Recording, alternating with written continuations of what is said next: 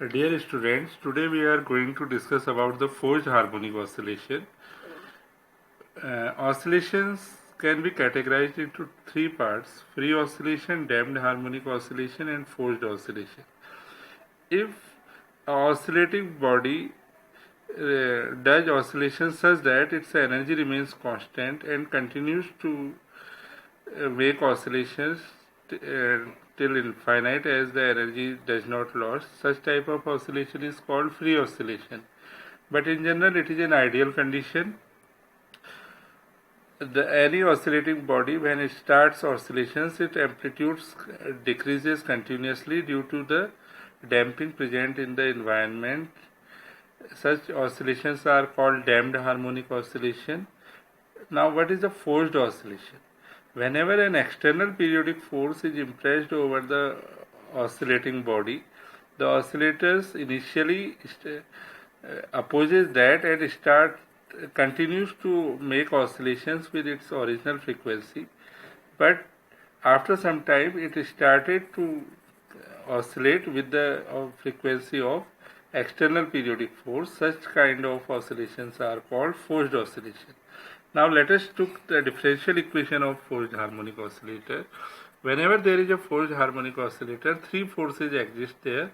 One is the restoring force, that is equal to minus kx, damping force minus b dx upon dt, and F0 sin pt is the external periodic force which is impressed over the oscillating body. So the net force on the system, force on the particle is given by F equal to minus kx minus b dx over dt plus F0 sin pt. Now, according to the Newton's law, this is equal to md square x over dt square. This is equal to this much. We divide by m and the equation becomes d square x over dt square plus k upon mx plus b upon m dx upon dt is equal to F0 on m sin pt. We replace this k upon b upon m by another constant 2 gamma, k upon m by omega 0 square, and F0 upon m by small f0. So the differential equation becomes this much. If we remove F0 sin pt from this, you see that it is the equation of differential equation. And if we remove damping force from this, d square x over dt square plus omega 0 x square x equal to 0, this is the equation for the free oscillation. So this is the general equation of forced oscillation.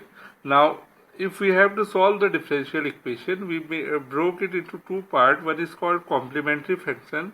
For that, we make our right hand side of the equation equal to 0, and if we make it 0, the equation becomes this. And if we see, this is the equation, nothing but the equation of the damped harmonic oscillator, and this gives us the transient part of the solution. Means initially it starts to oscillate with its natural frequency, but it dies very soon with time, and after it starts oscillating with the frequency of the forced oscillation. Now let us check the steady state function.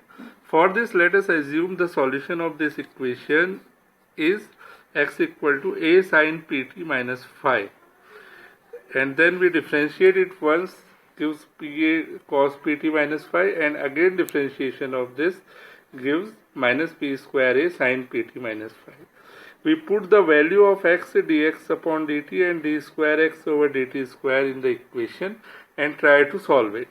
After putting the value, the equation becomes this much. On the right hand side, because in the left hand side the equation is in terms of the pt minus phi as an argument of sine and cosine functions.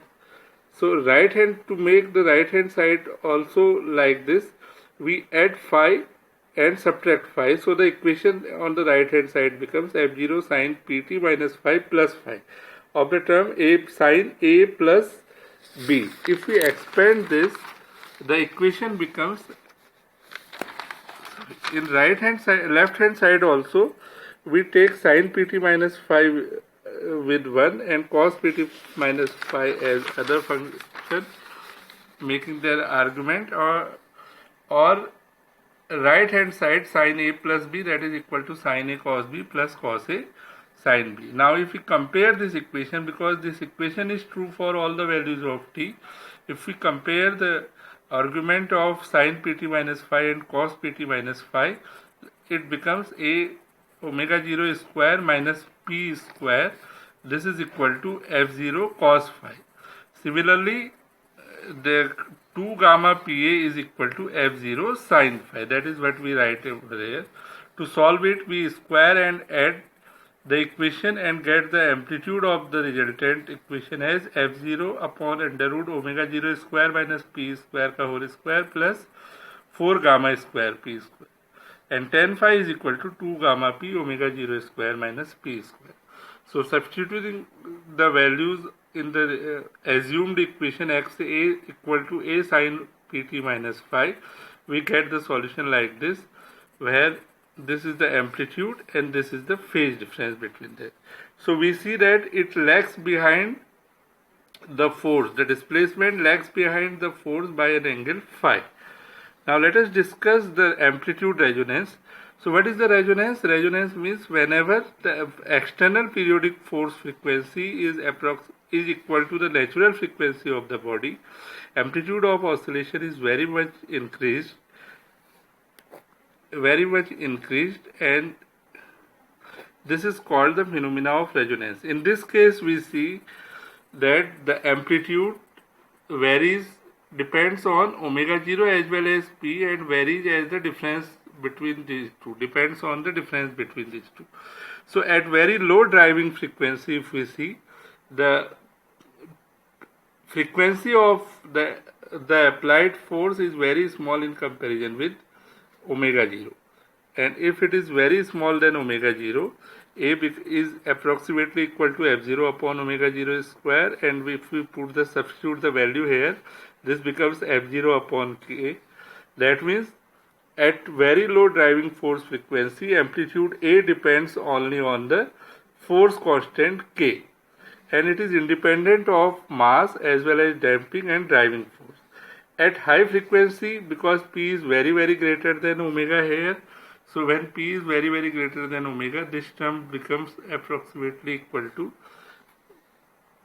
p square, and this term will be very small in comparison with this. So a becomes f0 upon p square, that is f0 upon mp square. So it depends on mass at high frequency, as well as this decreases, the amplitude decreases continuously with the increasing p. Now, resonant driving frequency. At resonance, amplitude should be maximum. So for the maximum frequency, we must have the denominator in the expression of a should be minimum. So for this, first differential coefficient of the denominator should be equal to 0. If we differentiate it with respect to p, we get p equal to under root omega 0 square minus 2 gamma square, where gamma is damping constant. So resonant frequency comes out under root omega 0 square minus 2 gamma square, which is slightly less than omega 0. If in ideal case, when damping is absent there, p is equal to omega 0. So we see that damping makes an impact on the resonance, as the maximum amplitude, if we substitute PR equal to omega 0 square minus 2 gamma square, the maximum amplitude comes out f0 upon 2 gamma under root gamma square plus p square. So the maximum amplitude depends on the damping.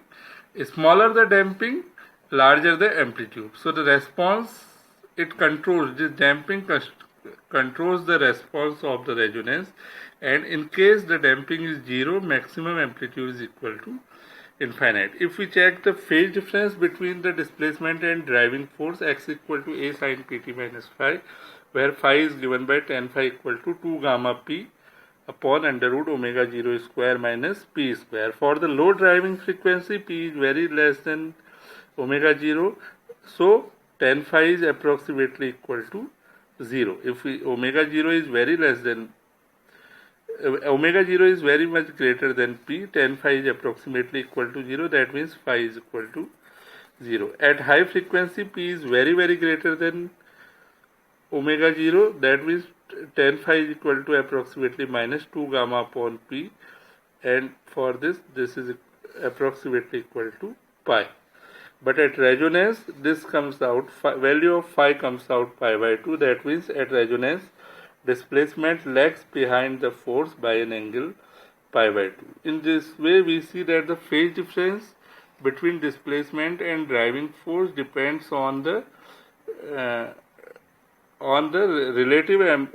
relative magnitude of driving frequency as well as the natural frequency of the oscillator. Thank you.